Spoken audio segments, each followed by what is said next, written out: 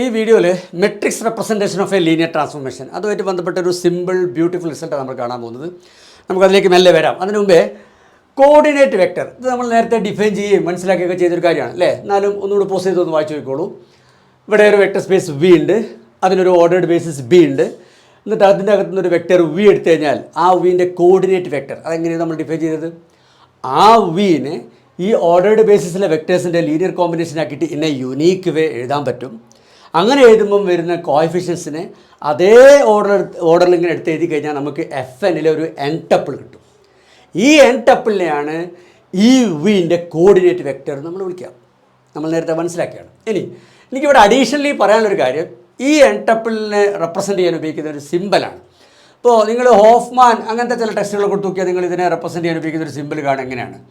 അത് ഇങ്ങനെ ഒരു ബ്രാക്കറ്റ് ഇടും, എന്നിട്ട് അതിൻ്റെ അകത്ത് വി എഴുതും, പുറത്ത് ഈ ഓർഡേർഡ് ബേസിസ് ബി എഴുതും. അപ്പോൾ ഇത് വായിക്കുക, coordinate vector of V with respect to the ordered basis B. അപ്പോൾ ഈ ബി എഴുതുന്നതിനൊക്കെ ഇമ്പോർട്ടൻസ് ഉണ്ട്. കാരണം നമുക്കറിയാം ഈ കോർഡിനേറ്റ് വെക്റ്റർ ഈ ഓർഡേർഡ് ബേസിസിനെ ഡിപ്പെൻഡ് ചെയ്യും അല്ലേ. ബേസിസ് മാറ്റിക്കഴിഞ്ഞാൽ കോർഡിനേറ്റ് വെക്റ്റർ മാറുന്നുണ്ട്, അതൊക്കെ നമുക്കറിയാവുന്നതാണ്. സോ അതുകൊണ്ടൊക്കെ ഈ സിമ്പൽ ആ രീതിയിലൊക്കെ നല്ലത് തന്നെയാണ്, വെരി ഗുഡ്.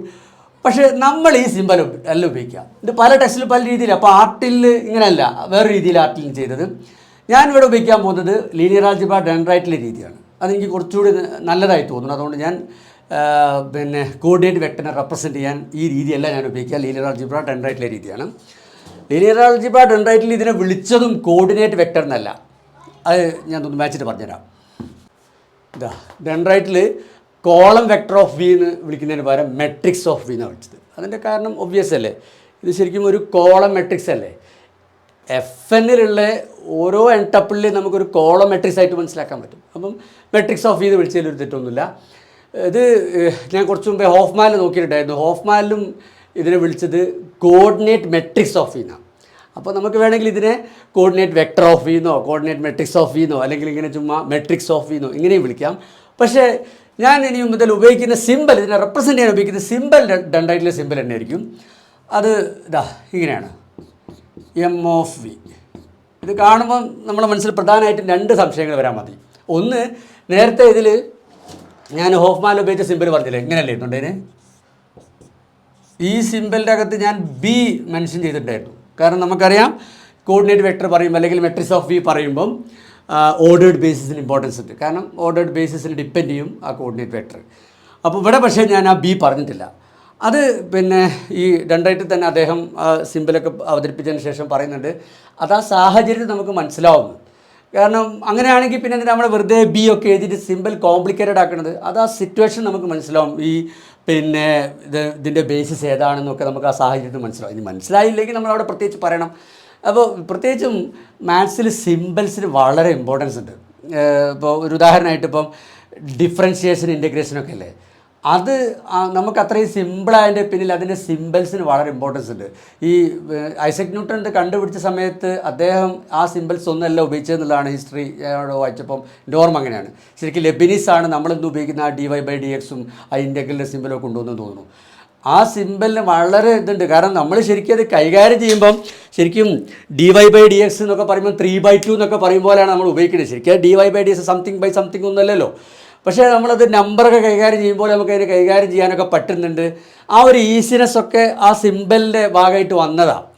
അപ്പോൾ ഒരു സിമ്പിളിന് ഭയങ്കര ഇമ്പോർട്ടൻസ് ഉണ്ട് മാത്സിൽ. അപ്പോൾ സിമ്പിൾ കോംപ്ലിക്കേറ്റഡ് ആക്കാതിരിക്കുന്നതാണ് അതിൽ. അപ്പോൾ ആ ഒരു അർത്ഥത്തിൽ എനിക്ക് ലീനിയർ ആൾജിബ്ര ഉണ്ടായിട്ടുള്ള ഈ സിമ്പിൾ എനിക്കെന്തോ വലിയ സംഭവം ഒന്നല്ലെങ്കിലും എനിക്കെന്തോ അതിനോട് കുറച്ചുകൂടി നല്ലതായി തോന്നി. അതുകൊണ്ട് ഞാൻ ഉപയോഗിക്കുക, എം ഓഫ് വി. അപ്പോൾ അവിടെ വരാവുന്നൊരു കൺഫ്യൂഷൻ ഞാൻ പറഞ്ഞു, ഈ ബി ഇവിടെ മെൻഷൻ ചെയ്തില്ല. അത് അവിടെ സാഹചര്യത്തിൽ മനസ്സിലാവും. പിന്നെ വരാവുന്നൊരു കൺഫ്യൂഷൻ, നമ്മൾ നേരത്തെ matrix of transformation M of T അവിടെയും നമ്മൾ എം ഉപയോഗിച്ചത് അല്ലേ. ഒരു ട്രാൻസ്ഫോർമേഷൻ റെപ്രസെൻറ്റ് ചെയ്യുന്ന മെട്രിക്സിനെയും നമ്മൾ എം ഉപയോഗിച്ചിട്ടാണ് പറഞ്ഞത്. അപ്പോൾ ഇവിടെയും കൺഫ്യൂഷൻ വരില്ലേ, അതും വരില്ല. അതൊക്കെ സാഹചര്യം നമുക്ക് മനസ്സിലാവും. നമുക്ക് വിചാരിക്കും ഇത് കോംപ്ലിക്കേറ്റഡ് ആവുമായിരുന്നു. പക്ഷേ ഇത് കോംപ്ലിക്കേറ്റഡ് ആവുകയല്ല, അത് ഈസി ആവുക ചെയ്യുക. എല്ലാം നമുക്കൊരു എം കാണുമ്പോൾ അത് ട്രാൻസ്ഫോർമേഷൻ്റെ എം ആണോ വെക്ടറിൻ്റെ എം ആണോ എന്നൊക്കെ നമുക്ക് അവിടുന്ന് മനസ്സിലായിക്കോളും കേട്ടോ. പിന്നെ ഇവിടെ പറയാനുള്ളൊരു കാര്യം, നമ്മൾ LVW is isomorphic to set of all M/N matrices over F. ഇത് നമ്മൾ പറഞ്ഞാണ് അല്ലേ. Where V is n dimensional and w is m dimensional അല്ലേ. അപ്പോൾ ഈ രണ്ട് സ്പേസുകളും ഐസോമോർഫിക് ആണെന്ന് പറഞ്ഞിട്ട് ഇവർ തമ്മിലുള്ള ഐസോമോർഫിസം എന്തായിരുന്നു, അതിനെ നമ്മൾ m എന്നാണ് വിളിച്ചിരുന്നത് അല്ലേ. ഈ എമ്മിൻ്റെ പരിപാടി എന്താണ്, ഇവിടുത്തെ ഏതൊരു ട്രാൻസ്ഫോർമേഷനെയും അതിനെ റെപ്രസെൻറ്റ് ചെയ്യുന്നൊരു മെട്രിക്സ് ഇവിടെ ഉണ്ടാവും, എം ഓഫ് ടി ഉണ്ടാവും. സോ ഇവിടുത്തെ ടീനെ എം ഓഫ് ടിയിലേക്ക് മാപ്പ് ചെയ്യുന്ന മാപ്പിനാണ് നമ്മൾ m എന്ന് വിളിച്ചത്.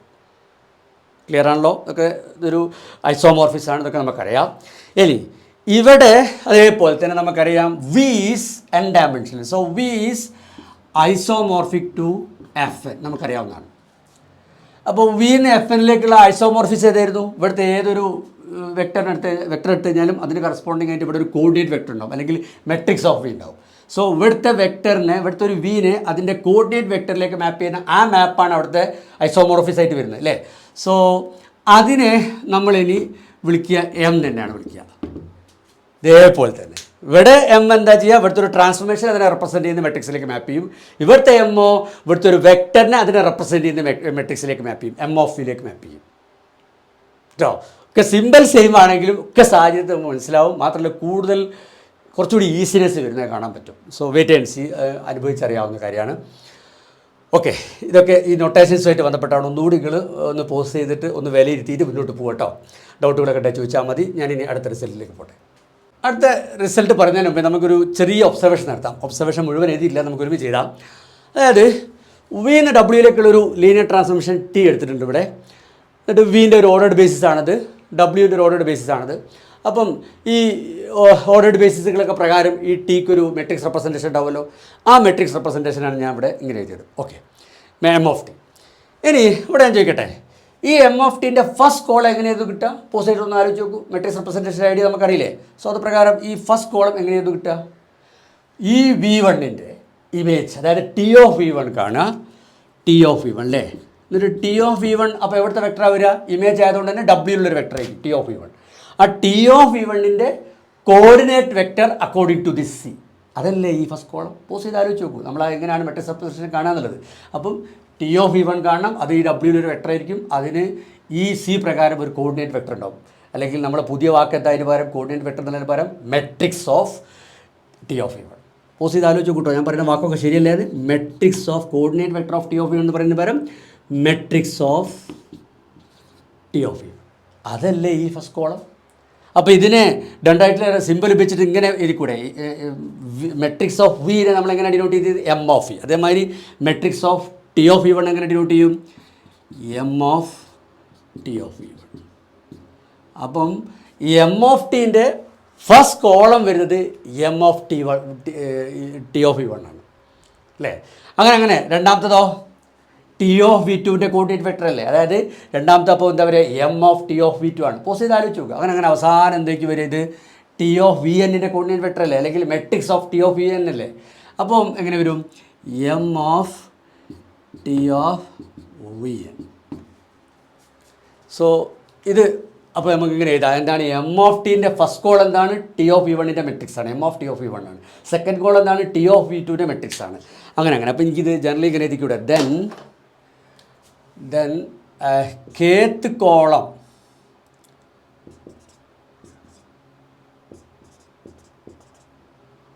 of m of t is m of t of week. ഇതാണ് ഒബ്സർവേഷൻ. പോസ് ചെയ്ത് ശരിക്കും മനസ്സിലാക്കി കേട്ടോ. ഇനി ഞാൻ അടുത്ത റിസൾട്ട് പറയാം. ഇതാണ് ഞാൻ ഈ വീഡിയോയിൽ പറയാം എന്ന് പറഞ്ഞ ബ്യൂട്ടിഫുൾ സിമ്പിൾ റിസൾട്ട്. നിങ്ങളൊന്ന് പോസ് ചെയ്ത് വായിച്ച് നോക്കൂ, ഞാൻ വിശദീകരിക്കാം. ഇതിൻ്റെ വിശദീകരണം പറയുന്നതിന് മുമ്പേ ഞാൻ ചോദിക്കട്ടെ, ഇവിടെ നമ്മൾ 3 എമ്മുകൾ കാണുന്നുണ്ട് അല്ലേ. M of T of V equal to M of T into M of V. ഈ 3 എമ്മുകളിൽ ഓരോ എമ്മും ഏത് എം ആണെന്ന് പറയാൻ പറ്റും. നമുക്ക് 2 ടൈപ്പ് എമ്മുകളുണ്ട്. മെട്രിക്സ് ഓഫ് ട്രാൻസ്ഫോർമേഷനും ഉണ്ട്, മെട്രിക്സ് ഓഫ് വെക്ടറും ഉണ്ട്. നമ്മൾ നേരത്തെ പറഞ്ഞിട്ടുണ്ടായിരുന്നു, നമുക്കൊരു ചോദ്യം ഉണ്ടായിരുന്നു, ഈ എം കാണുമ്പോൾ കൺഫ്യൂഷൻ വരില്ലേ, മെട്രിക്സ് ഓഫ് ട്രാൻസ്ഫോർമേഷൻ ആണോ മെട്രിക്സ് ഓഫ് വെക്ടർ ആണോ എന്നൊക്കെ. ആ കൺഫ്യൂഷൻ ഇവിടെ ഉണ്ടോ എന്ന് ആലോചിച്ച് നോക്ക്. മാത്രമല്ല വേറെ കൺഫ്യൂഷൻ നമുക്ക് ഉണ്ടായിരുന്നു. മെട്രിക്സ് ഓഫ് വെക്ടർ പറയുമ്പോൾ നമ്മൾ അതിൻ്റെ ബേസിസ് ഇവിടെ മെൻഷൻ ചെയ്തില്ല എന്ന് പറഞ്ഞു ഈ നൊട്ടേഷനിൽ അല്ലേ. മറ്റേ ഹോഫ്മാനിലൊക്കെ നൊട്ടേഷനിൽ ബേസിസ് ബി അവിടെ പറയും, പക്ഷേ നമ്മളതിൽ അത് പറഞ്ഞിട്ടില്ല. അവിടെ നമ്മൾ പറഞ്ഞത് അതൊക്കെ സാഹചര്യത്തിൽ നിന്ന്, ബേസിസ് ഒക്കെ സാഹചര്യത്തിൽ നിന്ന് മനസ്സിലായിക്കോളും. അതൊക്കെ ഇവിടെ ആണോ, ഇവിടെ മനസ്സിലാവുന്നുണ്ടോ നോക്കൂ. അതൊക്കെ പറയാൻ പറ്റിയൊരു സിറ്റുവേഷനാണ്. നോക്കുക, നമ്മൾ ആദ്യത്തെ എം, ഇത് ഏത് എം ആണ്? മെട്രിക്സ് ഓഫ് ട്രാൻസ്ഫോർമേഷൻ ആണോ മെട്രിക്സ് ഓഫ് വെക്ടർ ആണോ? ഇത് ഈസി ആയിട്ട് മനസ്സിലാക്കാൻ പറ്റും. കാരണം എന്താ, ഇവിടുത്തെ ഇൻപുട്ട് എന്താ, ടി ഓഫ് വി ആ. വി എന്ന് പറഞ്ഞാൽ നമ്മൾ സ്പേസിലൊരു വെക്ടറാണ്. ടി ഓഫ് വി എന്ന് പറഞ്ഞാൽ ഇവിടെ ഡബ്ല്യൂലൊരു വെക്ടറാണ്. അപ്പം ഈ ടി ഓഫ് വി ഒരു വെക്ടറാണ്. അതുകൊണ്ട് തന്നെ ഇതെന്തായിരിക്കും, മെട്രിക്സ് ഓഫ് വെക്ടർ ആയിരിക്കും, മെട്രിക്സ് ഓഫ് ട്രാൻസ്ഫോർമേഷൻ അല്ല. ക്ലിയർ അല്ലേ? സോ ഇവിടെ ഒരു കൺഫ്യൂഷനും ഇല്ല. This is matrix of vector. ഇവിടുത്തെ ടി ഓഫ് വി എന്ന് പറഞ്ഞാൽ ഇവിടുത്തെ ഒരു വെക്ടർ ഉണ്ട്, അതിൻ്റെ കോർഡിനേറ്റ് വെക്ടറാണത്.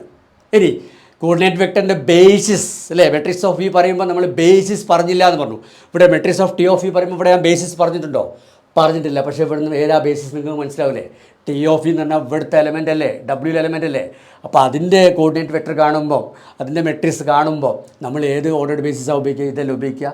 അപ്പോൾ അത് ഞാൻ ഇവിടെ പ്രത്യേകിച്ച് സി എടുത്ത് പറഞ്ഞില്ലെങ്കിൽ നമുക്ക് ഈ സാഹചര്യത്തിൽ മനസ്സിലാവും ഈ മെട്രിക്സ് ഓഫ് ടി ഓഫ് വിക്ക് നമ്മൾ ഉപയോഗിക്കുന്ന ഓർഡേഡ് ബേസിസ് ഇസ് ദിസ്. മനസ്സിലായി? ഇനി ഈ എം ഏതാ? ഒബ്വിയസ് ട്രാൻസ്ഫോർമേഷൻ്റെ എം ഓഫ് ടി, ട്രാൻസ്ഫോർമേഷൻ്റെ മെട്രിക്സ് ഓഫ് ട്രാൻസ്ഫോർമേഷൻ്റെ അർത്ഥത്തിലുള്ള എം ആണിത്. ഇത് മെട്രിക്സ് ഓഫ് വി അല്ലേ, ഈ വെക്ടറിൻ്റെ മെട്രിക്സ്, ഈ വെക്ടറിൻ്റെ. ഇനി ഇതിൻ്റെ ബേസിസോ, വി എവിടുത്തെ എലമെൻ്റാണ്? ഇവിടുത്തെ എലമെൻ്റാണ്. അപ്പോൾ ഇതിൻ്റെ ബേസിസ് ഏതാണ്? ഇതാ വരിക. സോ ഈ എമ്മിൻ്റെ ബേസിസ് ഇതാണ്, ഈ എമ്മിൻ്റെ ബേസിസ് ഇതാണ്. ഇതൊക്കെ ഇവിടുന്ന് മനസ്സിലാവും, അതാണ് ഞാൻ പറഞ്ഞത്. അപ്പോൾ പക്ഷേ നല്ലൊരു ഈ എക്സ്പ്രഷൻ വളരെ സിമ്പിളാവുകയും ചെയ്യും. നേരെ മറിച്ച് ഓഫ്മാനിലൊക്കെ ഉള്ള മാതിരി കുറേ ബിയും സിയും ഒക്കെ ബേസിസൊക്കെ അവിടെ എഴുതി കഴിഞ്ഞാൽ ഒരു രസമില്ലാത്ത സിമ്പിളായി പോലെ. അപ്പോൾ ഞാൻ പറഞ്ഞത് പിന്നെ ഡെൻഡ്രൈറ്റിലെ ഈ സിമ്പിളിൽ എനിക്ക് എന്തോ ഒരു കൂടുതൽ അടുപ്പം തോന്നുന്നുണ്ട്. അപ്പോൾ ഞാനത് ഉപയോഗിച്ചു. ഇനി ഈ റിസൾട്ട് പറയണത് എന്താ, ടി വിനെ റെപ്രസെൻ്റ് ചെയ്യുന്ന മെട്രിക്സിനെ കിട്ടാൻ ടീനെ റെപ്രസെൻ്റ് ചെയ്യുന്ന മെട്രിക്സും വിനെ റെപ്രസെൻ്റ് ചെയ്യുന്ന മെട്രിക്സും തമ്മിൽ മൾട്ടിപ്ലൈ ചെയ്താൽ മതി. ഇത് മെട്രിക്സ് മൾട്ടിപ്ലിക്കേഷൻ ആട്ടോ. ഇത് എം ഓഫ് ടി എന്ന് പറയുമ്പം ആ ടീനെ റെപ്രസെൻ്റ് ചെയ്യുന്ന എം ബൈ എൻ മെട്രിക്സ്, ഇതോ എം ഓഫ് ഇ എന്ന് പറയുമ്പം ആ വിനെ റെപ്രസെൻ്റ് ചെയ്യുന്ന കോളം മെട്രിക്സ്. അപ്പം ഈ മെട്രിക്സും തമ്മിലുള്ള ആ യൂഷ്വൽ മെട്രിക്സ് മൾട്ടിപ്ലിക്കേഷനാണ് ഉദ്ദേശിച്ചത്. അപ്പോൾ നമ്മൾ പ്രൂവ് ചെയ്യും. അങ്ങനെ മൾട്ടിപ്ലൈ ചെയ്താൽ നമുക്ക് എന്ത് കിട്ടും? ടി വിനെ റെപ്രസെൻ്റ് ചെയ്യുന്ന ആ കോളം മെട്രിക്സ് കിട്ടും. സോ ടി വിനെ റെപ്രസെൻ്റ് ചെയ്യുന്ന മെട്രിക്സ് കിട്ടാൻ ടീനെ റെപ്രസെൻ്റ് ചെയ്യുന്ന മെട്രിക്സും വിനെ റെപ്രസെൻ്റ് ചെയ്യുന്ന മെട്രിക്സും തമ്മിൽ മൾട്ടിപ്ലൈ ചെയ്താൽ മതി. ഇവിടെയൊക്കെ ആ എം എന്നുള്ള സെമ്പൽ ഉപയോഗിച്ചതിൻ്റെ ഒരു ബ്യൂട്ടി കാണാൻ പറ്റും. അതുകൊണ്ട് ഞാൻ പറഞ്ഞത് ഡെൻഡ്രൈറ്റിലെ റെപ്രസെൻറ്റേഷൻ എനിക്ക് കൂടുതൽ ഇഷ്ടമെന്ന്. ഇനി ഇതിൻ്റെ പ്രൂഫും ഇതിനൊരു എക്സാമ്പിളും ഒക്കെ അടുത്ത വീഡിയോയിലേക്ക് മാറ്റിയാണ് ഞാൻ. കാരണം ഈ വീഡിയോ ആവശ്യത്തിന് ലെങ്തായി. അപ്പോൾ ഈ റിസൾട്ടൊക്കെ ഒന്ന് ചുമ്മാ അങ്ങനെ ആലോചിച്ച് ആസ്വദിച്ച് നോക്കുക. നമുക്ക് അടുത്ത വീഡിയോയിൽ ഇത് പ്രൂവ് ചെയ്യാം. പ്രൂഫൊക്കെ വളരെ സിമ്പിളാണ്. അത് കഴിഞ്ഞിട്ട് ഇതിനൊരു നല്ലൊരു എക്സാമ്പിളൊക്കെ വെച്ചുകൊണ്ട് നമുക്ക് അടുത്ത വീഡിയോ ചെയ്യാം.